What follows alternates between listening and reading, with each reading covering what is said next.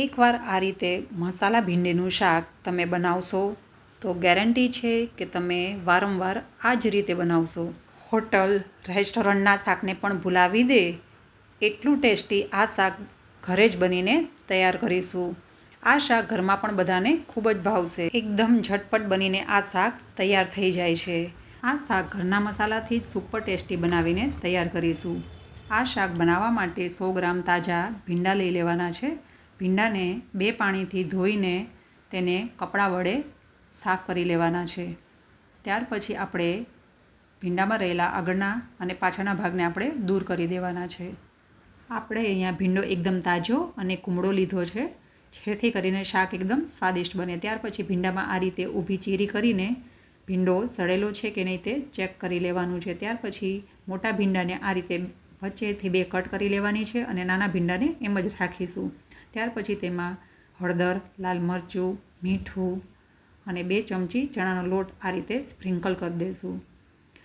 2 ચમચી લીંબુનો રસ નાખીને આ બધી જ વસ્તુને ભીંડા ઉપર કોટ થઈ જાય એ રીતે પ્રોપર મિક્સ કરતા રહેશું. હવે આપણો ભીંડો ફ્રાય કરવા માટે રેડી છે. ત્યાર પછી એક ડુંગળીને આ રીતે મોટા પીસીસમાં કટ કરીને રેડી કરી લીધી છે. હવે કટ કરેલી ડુંગળીને થોડી ગોલ્ડન બ્રાઉન થાય ત્યાં સુધી 1 મિનિટ માટે આપણે સાંતળી લેશું. આપણી ડુંગળી તમે જોઈ શકો છો થોડી ગોલ્ડન બ્રાઉન થઈ ગઈ છે, તો આપણે તેને એક ડીશમાં લઈ લેશું. ત્યાર પછી કોટ કરેલા ભીંડાને આપણે 2 ચમચી તેલમાં આ રીતે થોડા ફ્રાય કરી લેશું. ભીંડાને આપણે વધારે ચડવા નથી દેવાના, ફક્ત તેની ચીકાશ ભાંગે ત્યાં સુધી 2 મિનિટ જ ફ્રાય કરવાના છે.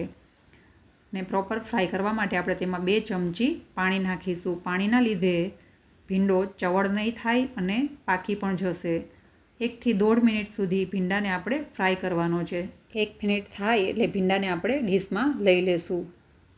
તો તૈયાર છે આપણો ફ્રાય કરીને ભીંડો. હવે એક કડાઈમાં 3 મોટા ચમચા આપણે તેલ મૂકવાનું છે. તેમાં જીરું, હિંગ અને એક નાની સાઇઝની ડુંગળીને આપણે આ રીતે ફ્રાય કરી લેવાની છે. ડુંગળીમાંથી બધું પાણી છૂટે અને ગોલ્ડન બ્રાઉન થાય ત્યાં સુધી આપણે સાંતળવાની છે. ત્યાર પછી તેમાં 1 ચમચી આદું, મરચાં અને લસણની પેસ્ટ આપણે એડ કરીશું. ત્યાર પછી ડુંગળીમાંથી ઉપર તેલ ફૂટવા લાગે ત્યાં સુધી 1 મિનિટ આપણે સાંતળવાની છે. 1 મિનિટ થઈ ગયા પછી તેલ ઉપર ફૂટે ત્યારે આપણે 1 ટામેટાની પ્યોરીને તેમાં એડ કરી દઈશું. હવે આ ગ્રેવી 1 થી 1.5 મિનિટ સાંતળવાની છે. ત્યાર સુધીમાં આપણે મસાલા દહીં તૈયાર કરી લઈએ. તેના માટે 2 ચમચી મોળું દહીં, 1 ચમચી લાલ મરચું પાવડર, ધાણા જીરું અને હળદરને આ રીતે દહીંમાં પ્રોપર મિક્સ કરીને શાકમાં એડ કરવા માટે તૈયાર કરી લેશું. તો તૈયાર છે આપણું મસાલા દહીં. હવે આ દહીંને આપણે ગ્રેવી પાકી જાય પછી તેમાં આપણે એડ કરી દઈશું. તો તમે જોઈ શકો છો કે આપણી ગ્રેવી સરસ થઈ ગઈ છે અને ઉપર તેલ ફૂટી ગયું છે. હવે તૈયાર કરેલું મસાલા દહીં આપણે ગ્રેવીમાં મિક્સ કરી દઈશું.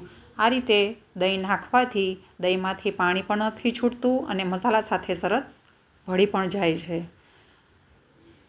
ત્યાર પછી અડધી મિનિટ થાય એટલે ફ્રાય કરેલા ભીંડાને આપણે ગ્રેવીમાં એડ કરી દઈશું અને પ્રોપર મિક્સ કરીશું. ત્યાર પછી આપણે ભીંડા પ્રોપર પાકી જાય ગ્રેવીમાં તેના માટે આપણે અડધી મિનિટ ફરી આપણે તેને ચડવા દઈશું. ધીરે ધીરે થોડું તેલ ઉપર આવે એટલે આપણે તેમાં ધાણા જીરું પાવડર, લાલ મરચું પાવડર, આખા ધાણા પાવડર, ત્યાર પછી તેમાં 1 ચમચી કસૂરી મેથી થોડી હાથ વચ્ચે લઈ મસળીને તેમાં એડ કરી દઈશું. આ રીતે કસૂરી મેથી 1 ચમચી ખાલી નાખવાથી તમે જોજો મિત્રો, શાકનો સ્વાદ એકદમ ચેન્જ થઈ જશે અને ખૂબ જ યમી સબ્જી બનીને તૈયાર થાય છે. હવે શાક આપણું તૈયાર થવા આવ્યું છે અને તેલ ઉપર થોડું ફૂટવા લાગે ત્યારે ચપટી સંચળ નાખી દેવાનું છે. તમે જોઈ શકો છો કે શાક આપણું બનીને તૈયાર થવા આવ્યું છે અને શાકનો કલર પણ એકદમ લાલ ચટાકેદાર થઈ ગયો છે. હવે આપણે સેલો ફ્રાય કરીને તૈયાર કરેલી ડુંગળીને પણ છેલ્લે એડ કરી દઈશું. ડુંગળીને આપણે છેલ્લે 1 મિનિટ બાકી હોય ત્યારે લાસ્ટમાં નાખીશું. ત્યાર પછી આપણે ગેસની ફ્લેમ બંધ કરી દઈશું અને ગરમા ગરમ શાકને આપણે સર્વિંગ બાઉલમાં સર્વ કરી દઈશું. તો તૈયાર છે આપણું મસાલા ભીંડીનું શાક. આ શાક રેસ્ટોરન્ટ, હોટલના શાકને પણ ટક્કર મારે તેવું બનીને તૈયાર થઈ જાય છે. આ શાક બનાવવાનો સમય પણ ફક્ત 5 થી 7 જ મિનિટ લાગે છે. બધા જ મસાલા આપણે ઘરની અંદરના જ લીધેલા હોવાથી આ શાક બનાવવું ખૂબ જ સરળ છે. આજની રેસીપી સારી લાગી હોય તો ફેમિલી ફ્રેન્ડ્સમાં શેર કરજો, કોમેન્ટ બોક્સમાં કોમેન્ટ કરજો ને મારી રેસીપીને લાઇક, શેર, સબસ્ક્રાઈબ કરજો.